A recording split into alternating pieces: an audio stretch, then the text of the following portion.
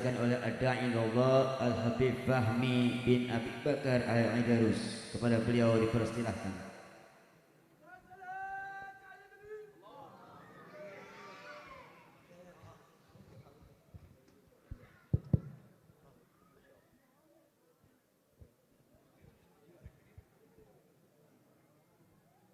Assalamualaikum warahmatullahi wabarakatuh.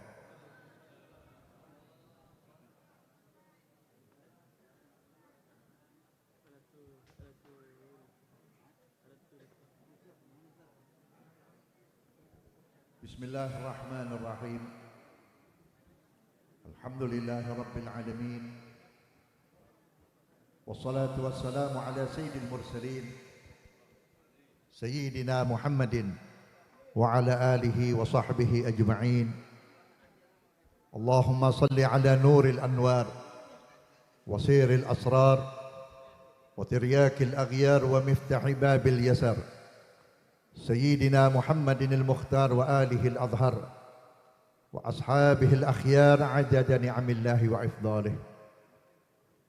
Yang saya hormati dan yang saya muliakan guru-guru kita dan orang tua kita, para habaib, terkhusus Al-Habib Bagir Ibn Al-Habib Ahmad bin Ali Al-Attas, dan para habaib yang lainnya yang tidak saya sebutkan namanya satu persatu, yang mudah-mudahan dimuliakan oleh Allah Subhanahu wa Ta'ala.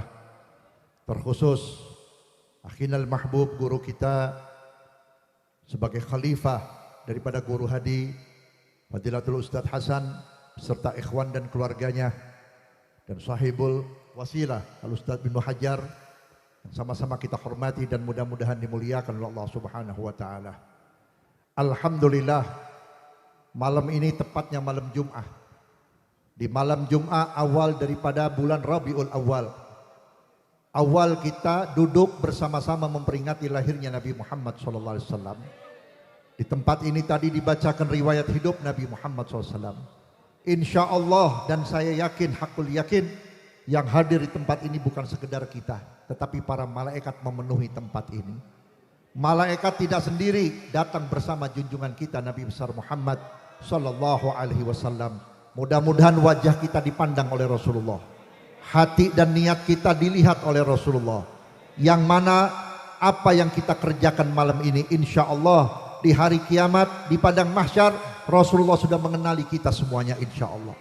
Saudara-saudara hadirin yang saya hormati, kita memperingati maulid setiap tahun tidak lain tujuannya untuk memupuk hati kita agar kita lebih cinta kepada Rasulullah, lebih sayang kepada Rasulullah. Padahal cinta kita tidak seberapa kalau dibandingkan dengan cintanya Nabi Muhammad kepada kita.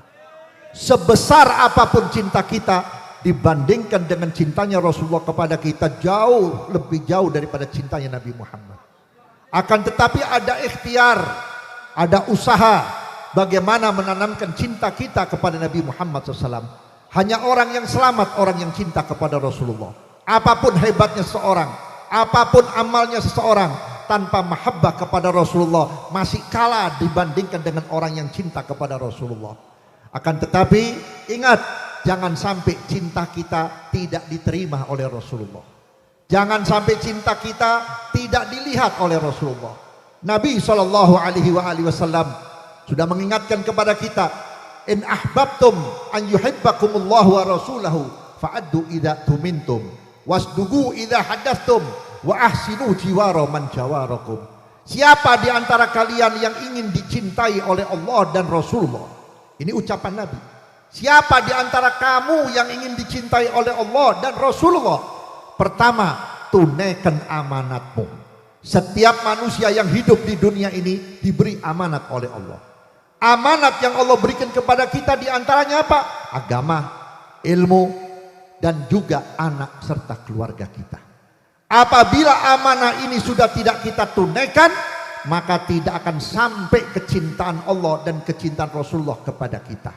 Saudara-saudara hadirin yang saya hormati, Nabi sudah menyatakan dalam hadis yang lain, seandainya umatku tidak ada sifat khianat, maka tidak ada musuh yang bisa mengalahkan umatku. Kenapa umat Islam selalu kalah? Negeri ini diperjuangkan oleh ulama, diperjuangkan oleh umat Islam yang mayoritas dari zaman merdeka sampai sekarang gak pernah tenang. Kenapa? Karena banyak pengkhianat di negeri ini. Siapa yang jual negara, siapa yang menggunjing para pahlawan Islam, siapa yang mengkhianati syariat Nabi Muhammad, bahkan yang menolak ajaran Islam, yang mana ajaran Islam sudah dibawa oleh Maulana Rahmatullah Sunan Ampel ke negeri ini, kalau bukan orang Islam sendiri. Saya mau tanya, tahun-tahun kemarin yang menghina Rasulullah siapa? Bukan Kristen, bukan Buddha, bukan Hindu. Kalau mereka menghina Nabi Muhammad, kita maklumin. Kenapa? Orang-orang kafir gak suka dengan Nabi Muhammad. Ini yang menghina Nabi Muhammad, yang ngaku tokoh Ahlus Sunnah wal Jamaah, yang akidahnya sama dengan kita, tapi mereka berani mengatakan dan mengumpamakan Nabi sama derajatnya dengan kita. Saudara tahu, malaikat Jibril alaihissalam ketika mendengar Allah turunkan firman dalam akhir surat At-Taubah, laqad ja'akum rasulun min anfusikum azizun alaihi ma'anitum harisun alaikum bil mu'minina raufur rahim. Jibril berkata, ya Rabb, izinkan aku untuk mengawal ayat ini ya Rabb. Kenapa? Karena Jibril merasa kagum dengan firman Allah. Ada 3 asma Allah di dalam kalbunya Nabi Muhammad. Azizun, Raufun, Rahimun.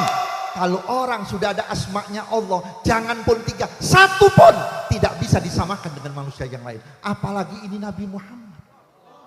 Dari alam rahim sudah dijaga oleh Allah. Tidak bisa sama dengan alam rahimnya orang biasa. Dari Nabi dalam perut sudah dilindungi oleh Allah. Tidak ada bau yang wangi seperti yang ada di kandungan ibu Rasulullah. Tidak ada orang yang istimewa di dalam melahirkan kecuali ibunya Rasulullah. Kenapa? Karena yang lahir adalah kekasih Allah. Masa Nabi Muhammad dibilang belekan, goblok? Nabi dibilang nyolong jambu? Emang Nabi bangsanya dia? Saudara-saudara hadirin, kalau orang sudah merendahkan Nabi Muhammad, sudah menghinakan Nabi Muhammad, sekalipun anaknya Jibril, kalau Jibril punya anak, gak bakal mulia, saudara-saudara. Tidak bakal mulia. Kenapa? Orang yang menghinakan Nabi Muhammad pasti dihinakan oleh Allah. Tinggal tunggu tanggal mainnya nanti, saudara-saudara. Hadirin yang saya hormati, kenapa umat Islam di Indonesia gak pernah maju? Negara-negara yang lain juga pernah dijajah oleh Inggris, dijajah oleh negara-negara yang lain, tapi makmur setelah merdeka. Kenapa?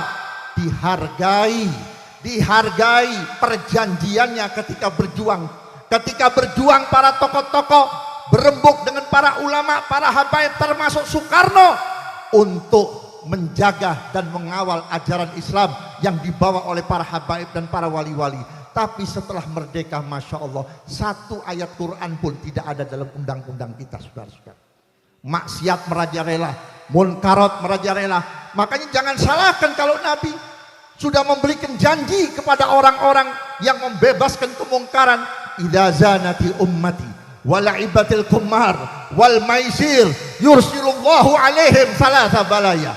Apabila perzinahan sudah dilegalkan, pelacuran sudah dibebaskan, judi, renten sudah dibebaskan, seolah-olah tidak ada dosa di negeri ini, maka siap-siap negeri ini akan mendapat hadiah dari Allah 3 bala. Yang pertama apa? Al-jawru fil bilad, kekacauan. Dari mulai merdeka sampai hari kiamat gak bakal rapi negeri ini. Ribut masalah ini, ribut masalah ini. Sekarang Covid, sekarang Corona, wallahualam besok apalagi judulnya, saudara-saudara. Kenapa? Karena ada kemaksiatan dan para penguasa menutup mata. Kita heran, kita bangga, alhamdulillah di pemerintahan kita ada kiainya, di pemerintahan kita ada habibnya, tapi nggak pernah komen, saudara-saudara. Nggak pernah ngomong sepatah pun. Nggak pernah ada pembelaan kepada Habib Rizik, nggak ada pembelaan kepada Nabi Muhammad. Gak ada ucapan mengancam dan melaknat kepada orang yang menghina Nabi Muhammad. Yaskutun, mereka diam. Bagaimana kita mau bangga dengan status orang seperti itu, saudara-saudara hadirin? Yang kedua kata Nabi apa? Berbuatlah kebaikan kepada orang yang terdekat. Berbuatlah kebaikan kepada orang yang terdekat. Siapa yang paling dekat di antara kita? Siapa orang yang paling dekat sama kita? Ibu bapak kita, guru-guru kita. Jangan durhaka kepada dua orang ini, orang tua dan guru, saudara-saudara. Saudara-saudara, tidak ada yang bisa disembuhkan di dunia ini. Yang satu mati, kedua kualat. Orang kalau mati, profesor manapun nggak bisa menghidupkan, kecuali Nabi Allah Isa. Ya, yang kedua, kalau sudah jatuh kualat dari orang tua, kualat daripada guru. Jangan pernah melukai orang tua dan guru, karena ini sumber daripada keberkahan. Yang ketiga, wasdugu idza hadatstum. Jujur dan benar kalau ngomong. Jangan suka bohong, jangan suka ngibul, jangan suka menyebar fitnah dan hasutan. Kenapa? Karena ini zaman-zaman tipu daya. Nabi sudah menyatakan dalam hadis, sayati zamanun ala ummati sanawatul khadda'at, akan terjadi kepada umatku tahun-tahun penipuan, tahun-tahun pembohongan. Orang nyari duit pakai dalil ini, nyari duit pakai gaya ini, pura-pura begini supaya dapat fulus, jual agama sana sini supaya dapat pengaruh hanya untuk individu. Lupa kalau di akhirat Allah siapkan para malaikat untuk mengadili dirinya. Mudah-mudahan dengan barokah dari maulid yang diadakan oleh keluarga besar almarhum Ki Haji Abdul Hadi atau Guru Hadi, mudah-mudahan menjadi awal turunnya hidayah kepada umat Nabi Muhammad. Keluar dari tempat ini mahabbah kita bertambah, cinta kita bertambah. Satu lagi, jangan lupa tanamkan anak-anak kita kecintaan kepada Rasulullah, supaya kalau mati kita nggak rugi. Kalau anak-anak kita sudah nggak kenal Nabi, dia tidak akan tahu bagaimana cara mendoakan orang tua di dalam kubur. Tetangga paling bisa mendoakan kita 3 hari, 7 hari, 40 hari, 100 hari, 1 tahun sekali, selesai, sudah tidak ada doa. Tapi bagi anak-anak yang sudah kenal Nabi, yang sudah kenal ajaran Nabi, pasti dia kenal jasa baik daripada kedua orang tuanya. Setiap anaknya berwudu, orang tuanya dapat pahala. Setiap anaknya buka Quran belum baca, sudah dapat pahala. Setiap anaknya melangkah ke majlis taklim, orang tuanya mendapat pahala. Pahala di dunia katanya besar, tapi kita nggak tahu besarnya kayak apa. Tapi kalau sudah di dalam kubur, kata Nabi apa? Mala ainun ra'at wala udhunun sami'at wala khatara ala qalbin bashar. Ini kebesaran daripada pahala. Mudah-mudahan kita bisa membawa anak-anak kita, keluarga kita, anak cucu kita, saudara kita untuk mendekati Nabi Muhammad lewat para habaib, lewat para ulama ahlu sunnah wal jamaah. Kalau tidak ahlu sunnah wal jamaah, jangan diikutin, karena tidak sampai kepada Nabi Muhammad SAW. Sekian, assalamualaikum warahmatullahi wabarakatuh.